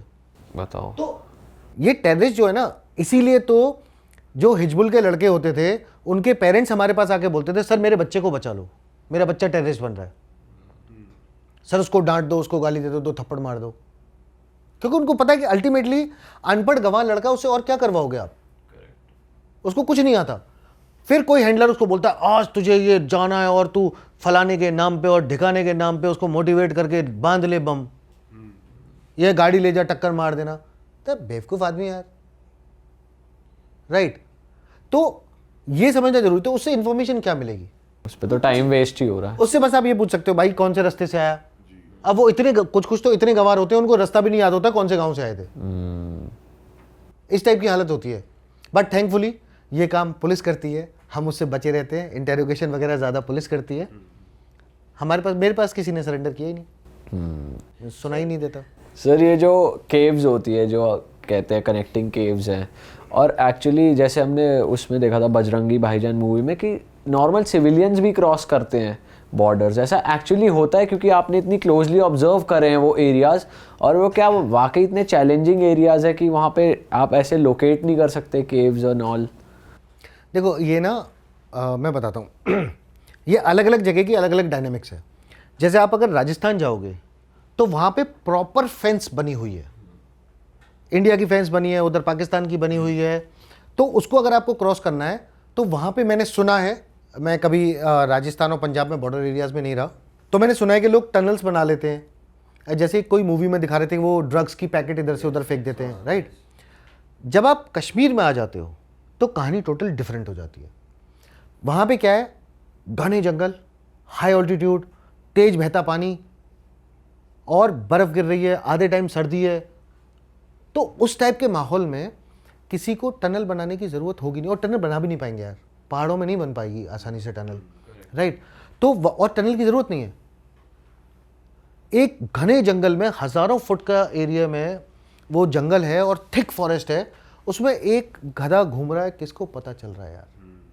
मतलब फौजी जो है वो भगवान तो है नहीं भाई, जितना हमारे पास जो इमेजर्स हैं उससे हमें जितना दिख रहा है, जितना आप करवा सकते हो एक आदमी से, और हमने खुद देखा है, मैंने तो प्रैक्टिकली किया हुआ है कि आदमी के ब्रेकिंग पॉइंट से ज़्यादा काम करवा रहे हैं।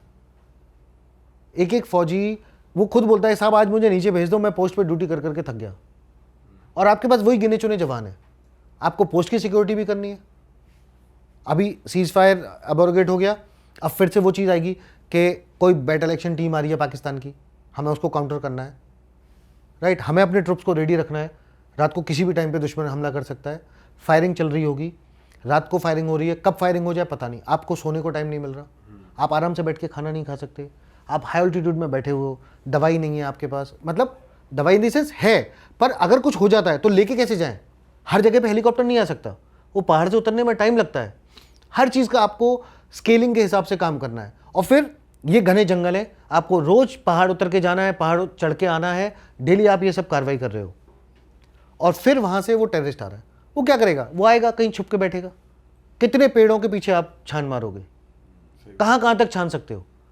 डायलॉग मारना, यहाँ बैठ के हम अच्छे स्टूडियो में बैठ के हम कुछ भी डायलॉग मार सकते हैं, पर जो वहाँ जवान चल रहा होता है ना, उसको पता चलता है कि पैर में छाला हुआ था, पाउडर लगाने का टाइम नहीं मिला, एक बैंडेड लगाने का टाइम नहीं मिला। उससे पूछना चाहिए वो जवान जो इस उंगली में तो ग्लव्स पहन ही नहीं सकता क्योंकि उसको कब गोली चलानी पड़ जाए। मैंने खुद ऐसा देखा है, ऑब्जर्व करा है कि उंगली ट्रिगर पे रखे हुए जाम हो जाती है और मुंह से भाप लगा के, थूक लगा के हम उसको नॉर्मल करते हैं कि ट्रिगर चला सकें। तो कहना बहुत आसान है कि टेररिस्ट कैसे आ गया, वो जंगल इस टाइप के हैं। तो कश्मीर में तो टनल बनाने की ज़रूरत नहीं है, पंजाब राजस्थान का मैंने सुना है, देखा नहीं है। और टेररिस्ट को रोकना एक्चुअली बहुत मुश्किल काम है। जैसे घर में एक मक्खी घुस के आ जाती है ना, कौन से छेद से कहाँ से घुस के आ गई, उस तरीके से टेररिस्ट आते हैं। तो एक वो चूहा कहीं से आ रहा है, पर एक चीज़ बता देता हूँ, अगर वो लाइन ऑफ कंट्रोल पे नहीं मरा तो भी उसकी लाइफ 2-4 महीने ही है, वो मरेगा, और कुछ है नहीं उसके पास, वो आया ही मरने है। काम ही यही है। वो वैसे भी यूजलेस है ना यार, वो किसी काम का नहीं है।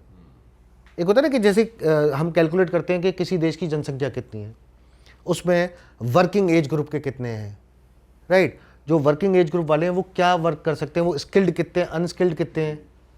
तो ऐसे जो ये लड़के होते हैं ये यूजलेस वाले होते हैं कि मतलब गुड फॉर नथिंग।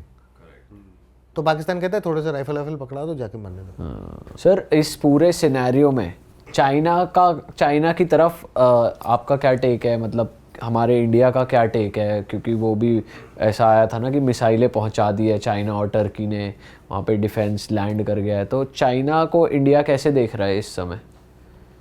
देखो मैं आपको एक चीज़ बताता हूँ कि अभी फ़िलहाल के लिए चाइना ने इंडिया के अगेंस्ट कुछ भी नहीं बोला है जितना मुझे पता है, और उसका एक बहुत बड़ा रीज़न है।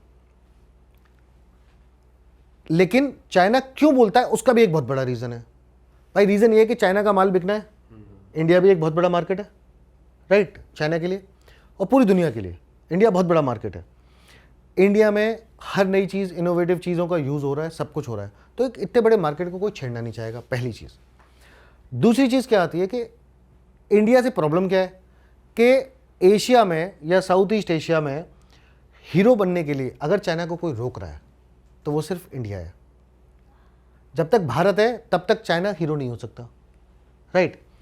अब चाइना ने वो नेकलेस ऑफ पर्ल्स और ऐसी थ्योरीज पे बहुत उसने काम किया, उसको बहुत कष्ट हुआ जब हम ONGC विदेश के साथ वियतनाम चले गए, हमने वहाँ ऑयल एक्सप्लोरेशन शुरू किया। हमारी जापान से अच्छी दोस्ती है, ये चाइना को प्रॉब्लम है, राइट। तो इस टाइप की चीज़ों में कष्ट हो रहा था। उसके बाद हमारी रशिया से बहुत अच्छी दोस्ती है, इसमें भी कष्ट हो रहा था। तो चाइना ने बीच में क्या किया, उसने अपना डेट ट्रैप जो बोलते हैं वो करके अफ्रीका आधा उसने कैप्चर कर लिया, सब उसने गुलाम बना रखे हैं। तो वहाँ से जो माइनिंग और रिसोर्सेज आ रहे हैं वो चाइना कैसे पहुँचे, उसके लिए रास्ता सिर्फ एक था, समुद्र के रास्ते, और वो जाता है इंडिया से चिपक के और स्ट्रेट ऑफ मलाका होके जाना पड़ता है सिंगापुर के नीचे। लेकिन उसमें प्रॉब्लम क्या है, उससे ठीक पहले एक छोटी सी जगह पड़ती है जिसको बोलते हैं अंडमान एंड निकोबार आइलैंड्स। वो किसका है? वो हमारा है। चाइना ने हम्बनटोटा पोर्ट लिया श्रीलंका से। श्रीलंका से हमारी भी कुछ बात चली पर वो ज़्यादा हो नहीं पाई। फिर उसने क्या किया? पाकिस्तान से ग्वाडर पोर्ट लिया। तो अब प्रॉब्लम क्या आती है कि चाइना की कितनी बड़ी भी फ्लीट हो, हमारा एक बहुत छोटा सा एक नेवल ब्लॉकेड अंडमान आइलैंड्स के नीचे पूरी स्ट्रेट ऑफ मलाक्का को रोक सकता है। इधर भी रोक सकता है, और क्योंकि हम वियतनाम के साथ, कंबोडिया के साथ हमारे बहुत अच्छे रिलेशंस हैं, हमारी नेवल डिटैचमेंट्स वहां भी हो सकती हैं, तो हम उसको वहां से घुसने से भी रोक सकते हैं। खैर उसकी शायद जरूरत नहीं पड़े, पर जो स्ट्रेट ऑफ मलाक्का के साइड में हम आराम से उसको रोक सकते हैं। इसलिए चाइना को जरूरत पड़ी सीपैक बनाने की, जो वो कुछ भी बोलता है $30 बिलियन या कितने खर्च करके उसने वो सीपैक बनाया। अब सीपैक में एक मजे की बात क्या है? सीपैक में मजे की बात यह है कि वहां पे काराकोरम का एरिया है, सक्शगम वैली उसको बोलते हैं, जो पाकिस्तान ने चाइना को गिफ्ट कर दी। ये नॉर्थ मोस्ट पार्ट है जम्मू एंड कश्मीर का, जो टेक्निकली हमारा है, लेकिन पाकिस्तान ने चाइना को गिफ्ट कर दिया। और चाइना दौड़ के आया और उसने आके वहां से काराकोरम हाईवे बना दिया, और जिसको आगे चल के जोड़ा और बना दिया सीपैक। यानी कि चाइना से पीओके में होते हुए आप सीधा ग्वाडर पोर्ट पे पहुंचते हो, बिल्कुल सीधा एंड में, पूरे पाकिस्तान के थ्रू एंड थ्रू। और उसके बीच में क्या आ रहा है? गिलगिट। गिलगिट यानी कि पीओके, पीओके यानी हमारा। और जब अगर नहीं बोलूंगा, जब बोलूंगा, क्योंकि अभी न्यूज़ में मैंने सुना कि भारत सरकार इफ नहीं बोल रही है, व्हेन बोल रही है। तो जब हम पीओके को वापस क्लेम कर लेते हैं तो पाकिस्तान तो पिटा, लेकिन किसी और के दिल में दर्द होगा। तो अगर भारत ये डिसाइड करे कि हमें पीओके वापस लेना है, और डिसाइड करेगा तो ले लेगा, तो जब पीओके वापस आ जाए तो चाइना शायद ये भी सोच सकता है कि मेरे जो पैसे डूबे हैं वो डूबे ना, भाड़ में जाए पाकिस्तान, मैं तो हिंदुस्तान से दोस्ती कर लूंगा, ऐसा वो सोच सकता है। करेक्ट। तो इसलिए चाइना बहुत केयरफुल होगा इस टाइम पे कि उसे क्या बकवास करनी है, क्या नहीं करनी है।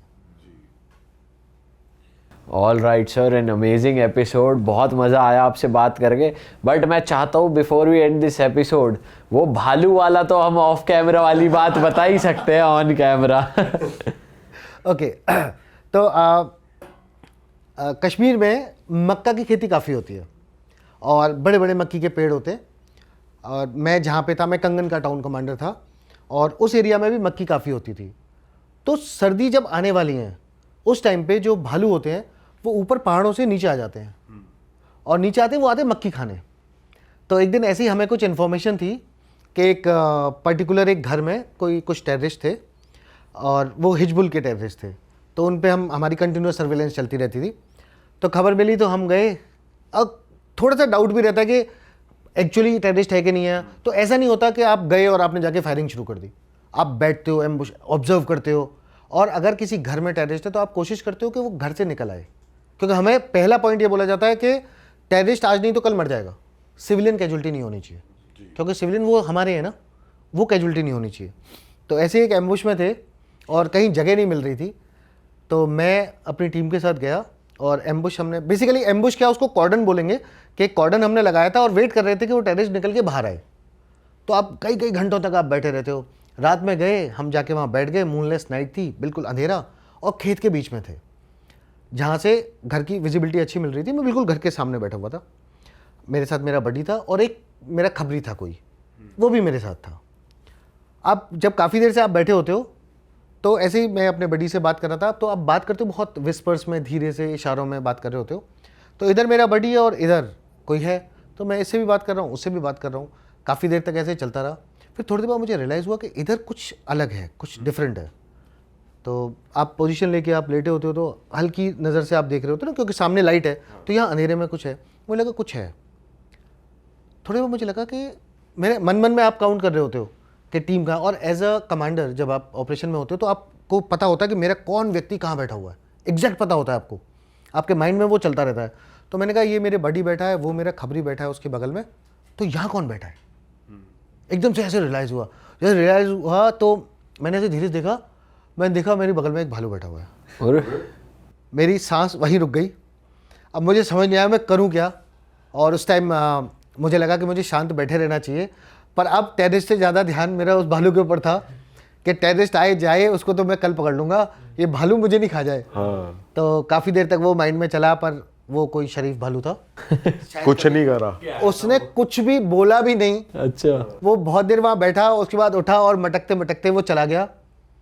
और जैसे ही वो गया थोड़ी देर बाद फिर दिन का टाइम आ गया, तो हम अपनी टीम को लेके वापस आए एंड फिर तब मेरे को सांस वापस आई। ऐसा भी हो सकता है।